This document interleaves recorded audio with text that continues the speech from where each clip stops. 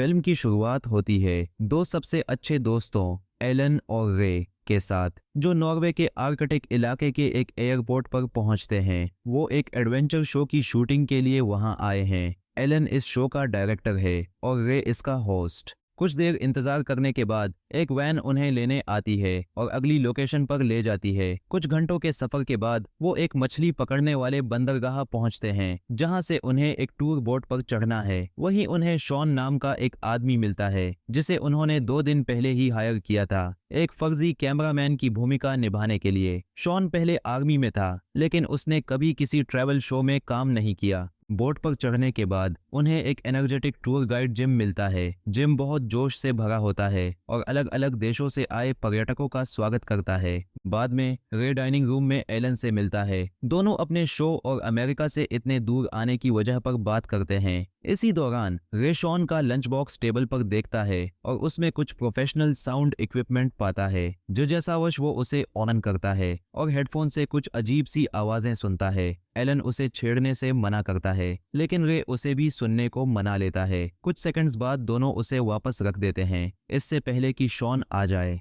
बाद में एलन अकेले अपने केबिन में बैठा अपनी बीवी को टेक्स्ट करता है। चैट से पता चलता है कि दोनों की आपस में लड़ाई हुई है और एलन माफी मांगने की कोशिश कर रहा है, लेकिन सिग्नल न होने के कारण मैसेज भेजे नहीं जा रहे। इसके बाद एलन, रे और शॉन डॉग पर शो का इंट्रो शूट करते हैं, जिसमें टूर गाइड जिम भी साथ होता है। शूटिंग खत्म होने के बाद रे एक सीगल को देखता है, जिसकी आंखों की जगह खून है। ये देखकर उसे थोड़ा डर लगता है, लेकिन वो इग्नोर कर देता है। रे एलन को ढूंढता है, जो बार में अकेला बैठा है और परेशान लग रहा है। रे उसका मूड ठीक करने की कोशिश करता है, लेकिन एलन और चिढ़ जाता है। वो बताता है कि वो और उसकी बीवी इसलिए लड़ रहे हैं क्योंकि वो हमेशा शो के लिए सफर में रहता है। तभी अचानक बाहर से कोई अजीब आवाज आती है। दोनों बाहर भागते हैं और देखते हैं कि सभी पर्यटक एक आइसबर्ग की तरफ देख रहे हैं। एक वॉलरस ने अपने ही बच्चे को मार डाला है। सब लोग सदमे में होते हैं और रे के लिए ये उस दिन की दूसरी अजीब चीज होती है।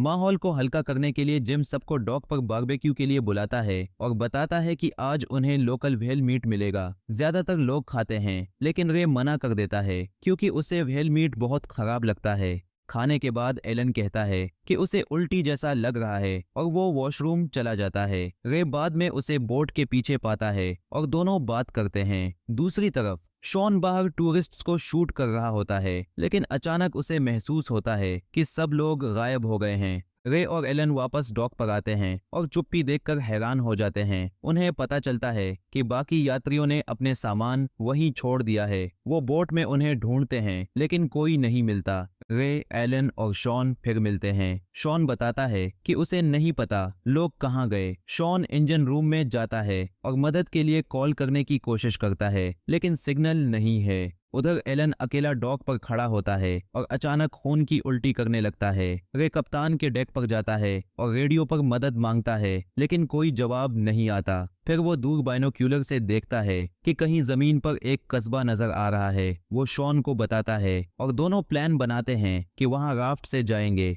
उधर एलन एक टूरिस्ट का छोड़ा हुआ कैमरा उठाता है और उसमें रिकॉर्ड की गई वीडियो देखता है, जिससे वो और ज्यादा कंफ्यूज हो जाता है। जब रे उसे लेने आता है तो उसे एलन की गर्दन पर एक कट दिखाई देता है, जो एलन ने खुद महसूस भी नहीं किया। रे उसका इलाज करता है और तीनों लोग राफ्ट लेकर उस कस्बे की तरफ निकलते हैं। जमीन पर पहुंचने के बाद शॉन कहता है कि सबको साथ रहना चाहिए क्योंकि माहौल अजीब लग रहा है। जब वो कस्बे में घुसते हैं तो पाते हैं कि वो पूरा खाली है। वो एक बिल्डिंग में जाते हैं जहां एक सूखा हुआ स्विमिंग पूल होता है। तभी उन्हें किसी और कमरे से अजीब आवाजें सुनाई देती हैं और वो चेक करने का फैसला करते हैं। एक कमरे में उन्हें एक मरता हुआ हिरन दिखाई देता है, जिसके मुंह से खून निकल रहा होता है। वो वहां से निकलकर आगे बढ़ते हैं। जल्द ही पास की एक और बिल्डिंग से आवाज आती है। अंदर उन्हें एक टीवी मिलता है, जिसमें सिर्फ स्टैटिक चल रहा होता है। गुस्से में आकर रे उसे मारता है। तभी एलन कराहता है और जमीन पर गिर जाता है।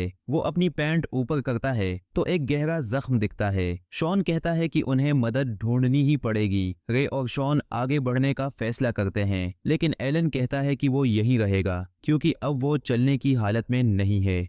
उनके जाने के बाद एलन अजीब तरीके से बर्ताव करने लगता है। वो बिल्डिंग से बाहर निकलता है और दूर तक चलता है। फिर अचानक एक सफेद ध्रुवीय भालू सामने आता है जिसके शरीर पर भी जख्म होते हैं, लेकिन भालू हमला नहीं करता, बस एलन को देखता है और फिर चुपचाप चला जाता है। इन सब अजीब चोटों के पीछे की वजह अभी तक किसी को नहीं पता।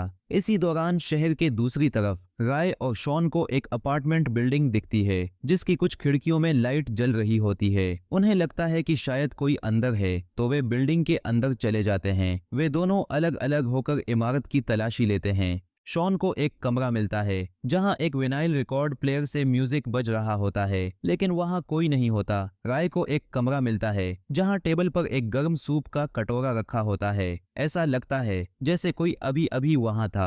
राय ये सब समझने की कोशिश कर ही रहा होता है कि तभी बाहर आसमान में एक फ्लेयर दिखाई देता है। वो भागकर बाहर जाता है और वहां एलन को पाता है जो बेहद थका और उलझा हुआ नजर आता है। राय उसे इमारत में वापस ले आता है।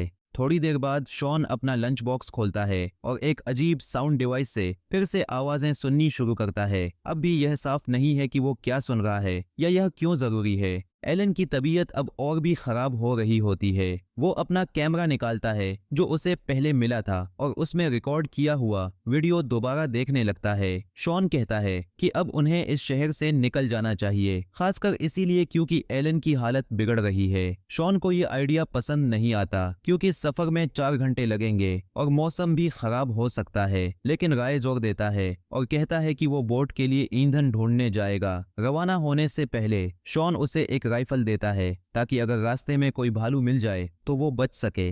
राय के जाने के बाद शॉन एलन के पास जाता है और उसे लंच बॉक्स से हेडफोन पहनाता है। वह अजीब सी आवाज चलाता है जिससे एलन सो जाता है, लेकिन जब एलन उठता है तो वह दर्द में चीखने लगता है। ठीक उसी समय राय वापस आता है और उसकी मदद करने की कोशिश करता है। दर्द के बीच में एलन राय से कहता है कि वह कैमरे का वीडियो देखे। राय वीडियो देखता है और हैरान रह जाता है। शॉन ने डॉक पर रिकॉर्डिंग की थी जब अचानक सब लोग गायब हो गए थे। राय दौड़कर बाहर जाता है और शॉन से जवाब मांगता है। वो शॉन को रोकता है और सच्चाई बताने पर मजबूर करता है। शॉन आखिरकार मानता है कि वो एक भाड़े का आदमी है। उसे इस ट्रिप पर भेजा गया था ताकि वो एक नए सुपरसोनिक हथियार के टेस्ट को रिकॉर्ड कर सके। उसे लगता है कि जो लोग गायब हुए थे वो या तो भाप बनकर उड़ गए या फिर उस हथियार की रेडिएशन से प्रभावित हुए, लेकिन उसे पक्के तौर पर नहीं पता कि क्या हुआ। वो सिर्फ एक पल के लिए नजरें हटाता है और जब दोबारा देखता है तो सब लोग गायब हो चुके होते हैं।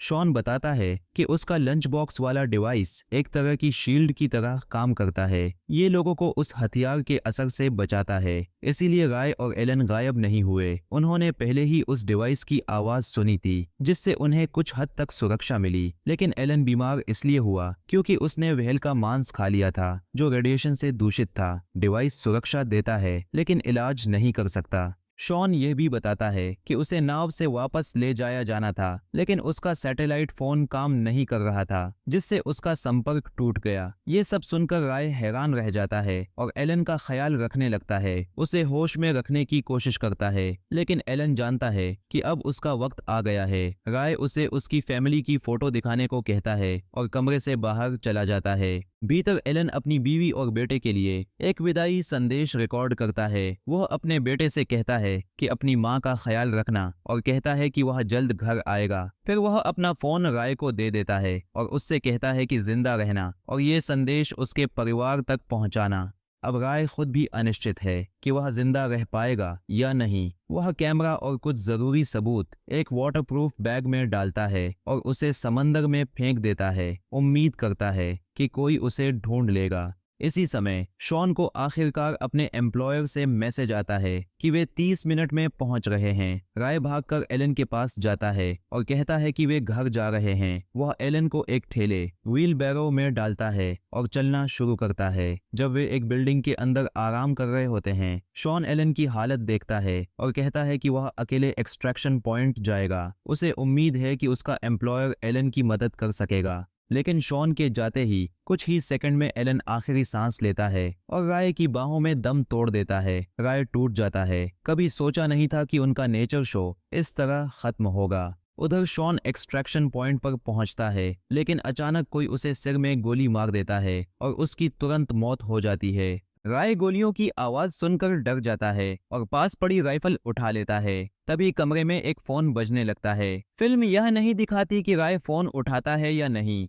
फिल्म खत्म होती है बहुत से सवालों के साथ, जिनमें सबसे बड़ा रहस्य अब भी अनसुलझा है। अंतिम सीन में वही वाटरप्रूफ बैग अकेले समंदर में तैरता हुआ दिखता है।